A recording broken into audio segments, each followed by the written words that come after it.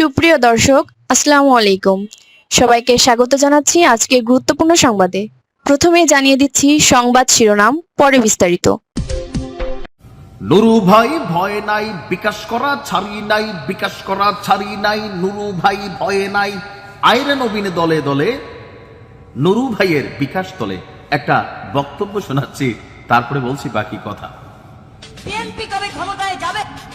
বিএনপির সাথে জোট করে আসন নিয়ে এমপি হব, মন্ত্রী হব, এই ভরসায় আমরা রাজপথে নাই। এমপি মন্ত্রী হওয়ার লোক থাকলে তো আওয়ামী লীগের নৌকা উঠতাম সাজা নম্বরের মতো। তুই শুনেছেন একটু কনফ্লিক্ট তৈরি হয়েছে, তাই না? যে 6 মাস আগে পরে যে নেতা তার কথা ঠিক রাখতে পারে না। তবে বাংলাদেশে এক পিস মাল, এটা হচ্ছে বিকাশ নুরু ভাই। বিকাশ আসলে যে বিষয়টা, এটার শুদ্ধ ভাষা হচ্ছে ক্রাউড ফান্ডিং। শুধুমাত্র যে ভিপি নুরুল হক নূর বিকাশের মাধ্যমে টাকা নিয়েছেন তা না, এখন অনেকেই এনসিপি থেকে শুরু করে বিভিন্ন রাজনৈতিক ব্যক্তিত্বরা এই ক্রাউড ফান্ডিং বা অনলাইন বিকাশ, নগদ অথবা ব্যাংকিং এর মাধ্যমে টাকা নিয়েছেন। কিন্তু নুরু কেন আলোচনায়?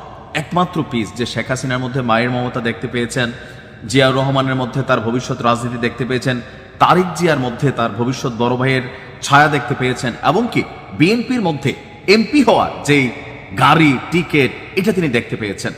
পুরো সিস্টেমকে হ্যাং করে আমি বলতে চাই যে গণ অধিকার পরিষদ তারা সারা বাংলাদেশে যেই নমিনেশনগুলো দিল, হাজার হাজার টাকা, এখানে এক একটা নমিনেশন ফর্মের দাম ছিল।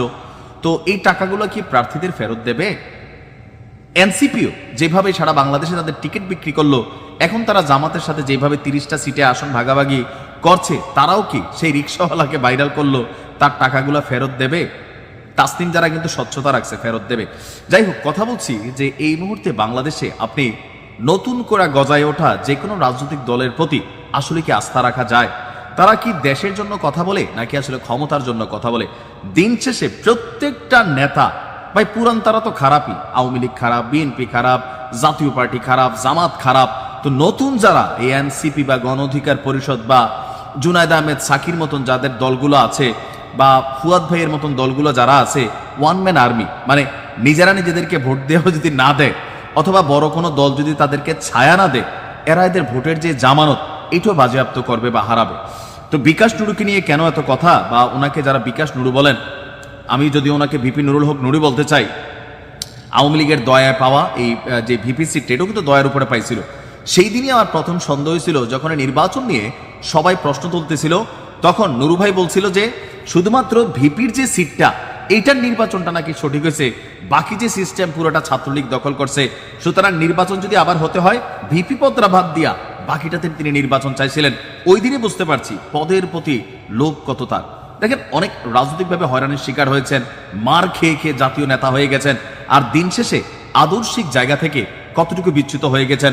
ইসরায়েলের সেই সাফার মেন্দিনা ডাইলের মেন্দি, তার সাথেও কিন্তু বিকাশ নুরুর যোগাযোগ ছিল। এখন অনেকে বলবেন যে কেন এই সমালোচনা? একটাই কারণ, আপনি যখন রাজনীতিতে নতুনত্ব আনতে চাচ্ছেন, পুরানদেরকে গালাগালি কইরা, আপনার চরিত্র ভাই, আপনার জবান ভাই, আপনার কমিটমেন্ট ভাই কতটুকু ঠিক আছে?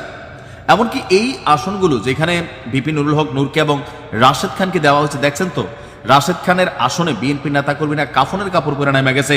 এমনকি স্থানীয় পর্যায়ে গেলে ধোলাই যে একটা খাবে, ধাওয়া যে একটা খাবে, এটা কিন্তু শিওর। তবে নুরুর বিষয়টা একটু আলাদা, কারণ তিনি প্রাড়ো গাড়িতে চড়ে, ছাদ খোলা গাড়িতে চড়ে, হ্যাঁ, জনগণের কোটা না মেধা, এই যে কোটা নিজেই এখন ইউজ করতেছেন, বিএনপির কোটা, দলটাকে মোটামুটি বিলুপ্তির পথে তারা সরিয়ে দিচ্ছেন। এই যে গণ অধিকার পরিষদে মানুষ লক্ষ লক্ষ কোটি কোটি টাকা বিকাশ করলো, বিকাশ করে যে নতুনত্ব চাইলো, সেই নতুনত্বের জায়গায় কি আপনারা আছেন? আপনাদের কাছ থেকে এই জাতি বা আগামীতে কোনো কিছুকে আসলে প্রাপ্তির আশঙ্কা আছে বা শঙ্কা আছে বা কোনো আশা আছে? খারাপ লাগে। উদীয়মান অনেকগুলা রাজনৈতিক দল তৈরি হয়েছিল, দেখেন পুরো দল তৈরি করতে না পারলেও কিছু ব্যক্তি তারা তৈরি হয়েছিল, কিন্তু যখন দেখি এই ব্যক্তিগুলা ক্ষমতার লোভে বড় বড় রাঘব বলগুলোর কাছে গিয়ে তারা নিজেদেরকে বিক্রি করে দেয়, তখন রাঘব বলদের আর দোষ দিব কি? ক্ষমতার জন্যই সবকিছু। এনসিপির নমুনা দেখেন, কেন তাসনিম জারার মতন একটা প্রতিভাবান বা জ্ঞানী স্বচ্ছ একটা মেয়ে এই দলটা থেকে পদত্যাগ করছে। ভেতরের গল্পগুলা আস্তে আস্তে বের হতে থাকবে। জাতি হিসাবে আমাদের ওই 4টা রাজনৈতিক দলের বাইরে আসলে কারোর উপর নির্ভরতা করার সুযোগ নাই। দিন শেষে সবগুলাই ক্ষমতা, সিট, টাকা এবং লোভের পাগল, আর কিছুই না। ভালো থাকুন।